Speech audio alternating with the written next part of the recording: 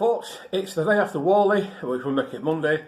I am absolutely exhausted. I've got a big pile of things I bought from the show. Jenny did absolutely nothing to stop me from spending money I shouldn't be spending, but never mind, we spent it on things that we really wanted. So let's have a quick look and see just what it is I spent my entire budget on. Okay, let's sort that gain out. There we are. Here is the haul.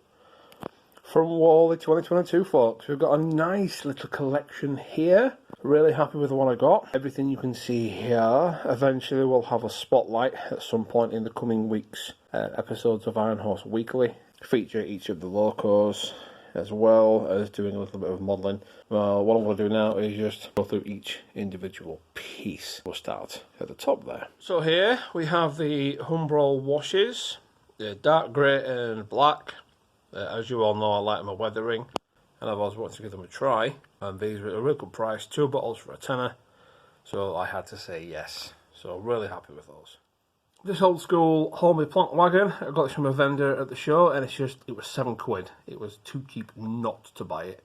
It's got the old style tension, tension lock couplings on it. Then they're not NEM, so I'll need to sort those out, but for £7, one mustn't grumble too loudly, and that's really going to help with the coming Steam project later in the new year. Happy with that. Backman got their turn as well. I got some nice box vans, as well as some plank wagons from Backman there, and a 20-ton brake van. That isn't their new dancehall van, was £15. That was £15, not £50. Really happy with that. All of those were from TMC, so thank you very much, guys. I ordered on the website and collected at the show, which was really convenient, so nice one, guys. Really well done. There was also a lady with her little stall there selling really affordable Metcalf kits, £13, block of houses. This is absolutely ideal. It's almost perfect for what I wanted for the street scene, which you may remember from last week's episode didn't go too well. But I'm hoping with this little beauty that will certainly improve the aesthetic of that little street there. So excellent. West Hill Wagon Works also got a look in as well. We've got the little depot point levers. This is going to be fantastic because I'm also now reworking the little TMD I had. I'm going to make it into more of a siding / stabling point, based off the Freightliner one, which you can find at Hope Cement Works. Earl's sidings, I believe, is the inspiration, so these will make an appearance on the layout in the coming weeks as well, so keep an eye out for those. Now for the big guns. Got myself a brand new DCC ready Holmby Q1. Really super pleased with that, and I got a great price from John there over at Rails of Sheffield, so thank you, John, you're a top chap. That's going to get DCC fitted with one of these AE models decoders, which I've used before, and I picked these up from Richard Brighton at DCC Concepts, as well as Stay Alives. Don't think it'll need it, but I'm going to fit them anyway, so excellent. Also from Rails is this Backman Call It Goods. Again, DCC ready, brand new, never out of the box. Again, super price, really got looked after from Rails there. Excellent choice, and again, this was one of the models on my hit list, so really super pleased to have this in the collection again. And finally, I managed to get myself a DRS Dapol Class 68, and this is the latest and greatest tooled version. It is missing the infamous handrails, so they will need to be sourced and fitted at some point in the future. But again, Rails of Sheffield, knocking it out the park easily.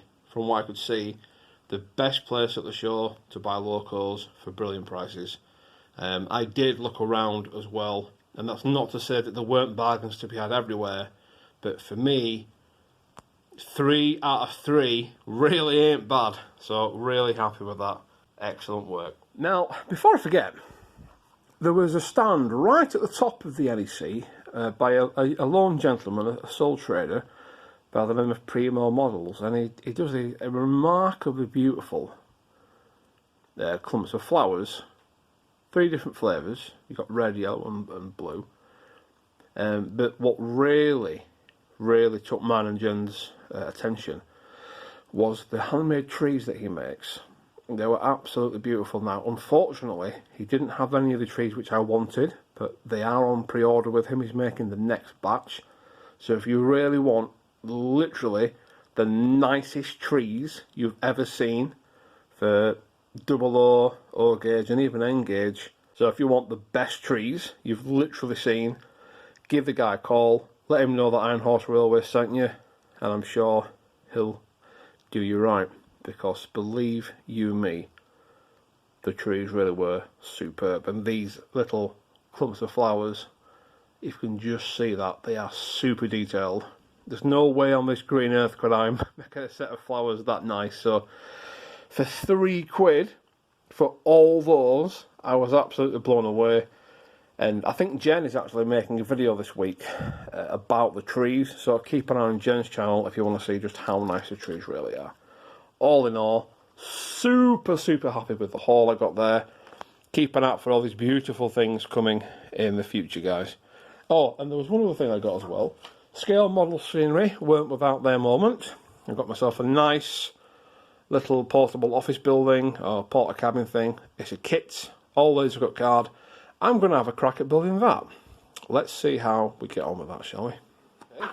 So here it is. This is the Model Railway Scenery 1970s portable offices I was talking about. I can't remember what the product code is. You can fully detail the inside. Essentially, the construction looks like what I've been building myself over the years, which is designing the graphics on Inkscape, sticking them to a bit of card, which in this instance is included and already laser cut. You just need to release it from these cardboard sprues and then do the same with the windows. Stick it all together and you should have a rather convincing little portacabin. So I'm not going to film the process of me building it, because I'm sure you've all seen that 1,000 times. But once it is built, we'll take it over to the depot and see how it looks. Right then, so I've finished building the little kit from Scale Model Scenery. It's just a basic card paper kit. There it is on the layout there. Now you notice the depot area has changed slightly. I'll get into that in a minute. What do I think of the kit? Well, for £8, it looks exactly like what it is, which is a load of coloured paper stuck to cardboard, which is exactly what it is. You can see the issues you have with it being cardboard is, even though you use a brand new fresh sharp knife, you do get rough edges sometimes, sadly. And it's not my first radio. I made that myself, but I designed that myself. Everything on that is 100% me. Same on that house there. I built that one myself, 100% me. Designed on Inkscape. That house there, same again. It's an earlier one though. And then that pub as well. All designed by me on Inkscape. Printed out, stuck on the card. So I'm not sure why that one doesn't look quite as well finished as the ones I made myself. So I'm not sure what's gone wrong there. I built it in the exact same way. Answers on a postcard, really. Anyway, moving on. Now then, as I said to you earlier, the depot area has changed. You'll notice we have the missing shed. We now have a back wall, and all this area is exposed here. That's because I intend to change this small TMD into essentially stabling sidings. Based on the one at Hope Cement, I believe it's a Freightliner depot known as Earl's Sidings, and all you have there is literally overgrown with trees.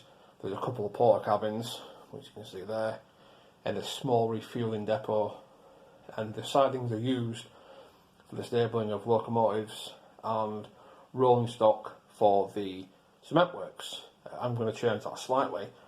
This is going to be primarily for rolling stock. So today I'm hopefully going to be able to continue the fencing along all the way now, because the entrance is no longer going to be there. It'll be all fenced up.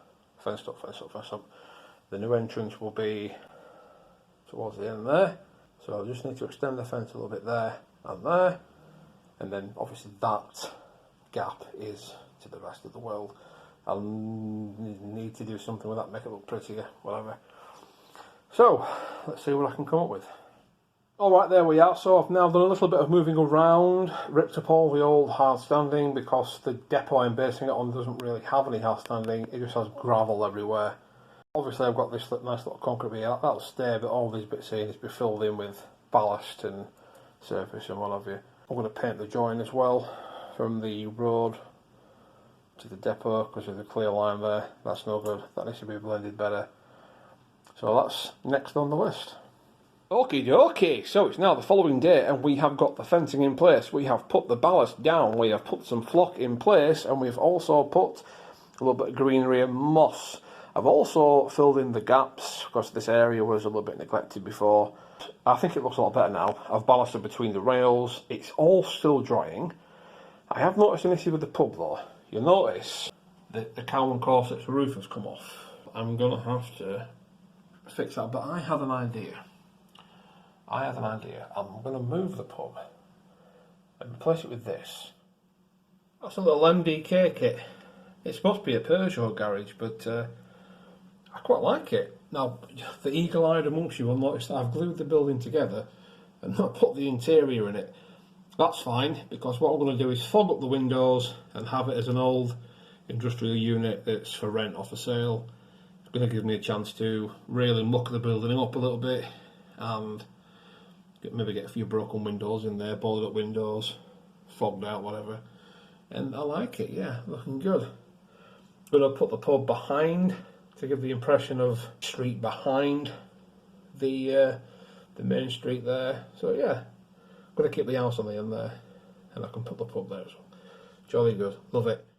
Now, while things are drying and sorting themselves out, I'm going to make a few improvements to this old pub building. I made it about 2 years ago now, from the usual method of cutting out cardings, get the down of you.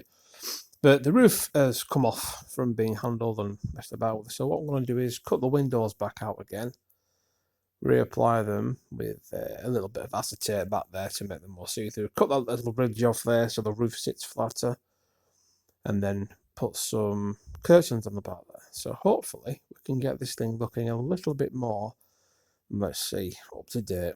We're also going to improve the roof as well, because that card is bent far beyond anything more useful. And then get rid of all the dry glue. Anyway, let's have a look. Let's see what I can do. I'm just starting by cutting out the windows from the back. I only stuck with them with sellotape, but you see they've come out easy enough, and I'm left with now 4 window portals, if you will, which I'm going to stick the acetate behind to give the impression of actual glazing. Now, for the roof, I've just used some plastic I had from Finecast and painted it a roof colour with some wedding powders and what have you. So it's not all one uniform colour. And I've also used this Humbrol wash, which I got. Really nice. Gives a good little tone to it. That's drying. Once that's dry, we're going to shove it back on the main building, which is just down here. But first things first, we need to get these window frames in. Which shouldn't be too hard. We're just going to stick them on the back of the portals there with a little bit of glue and glaze, and as you can see already it's starting to look a lot better than it actually was before, so things are going in the right direction. A little bit of scrunched up paper to make some curtains, and next we're going to look at make a better drain pipe. Now this is a little bit of metal caging I had from a flower pot. I'm just going to heat it and bend it to shape, then cut it to length, and then stick it on there, and that in my opinion looks a lot better, considering it's just rejushing up what was an old damaged model, and it's now looking a lot more like it needs to do. Just need to start fleshing out the pub's car park and frontage, and I think we can call that little bit done. It's looking a lot better than it did before, and I'm really pleased with how that little drain pipe turned out. What do you think, folks? Let me know in the comments below.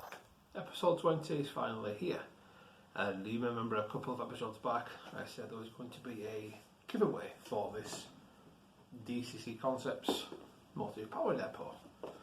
Now, those of you who were good enough to enter, you've all had your names, piece of paper, into this lovely magical hat. I'm going to draw the winner. I can't see in there. All the entries are in there. There wasn't many, but the ones that have entered are in there. So without further ado, let's find out who's won this thing. Okay. Got one there. Let's see whose name is.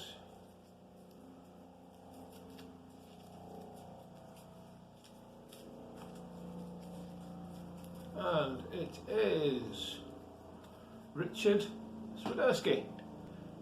There you are. Hopefully you can see that. So Richard, if you'd like to send me your postal address on the email which you entered the competition on, ironhorseworld@gmail.com, I will get that sent out to you as soon as possible, possibly this Thursday, mate. So well done. Now, don't worry if you didn't win, folks. There is going to be more chances to win more prizes in the coming weeks, months, days and years, hopefully. So do stay tuned if that's something you're interested in. Okay. And thank you all for 20 weeks, 20 episodes of Iron Horse Weekly. The new format has worked really well. The views have been going up, the subscription rate's been going up, and hopefully you folks are all still somewhat entertained by what you see here. So thank you very much. If there is anything you want to see more of, please let me know in the comments. But until next week, guys, I'll see you soon. Cheers now. Bye bye.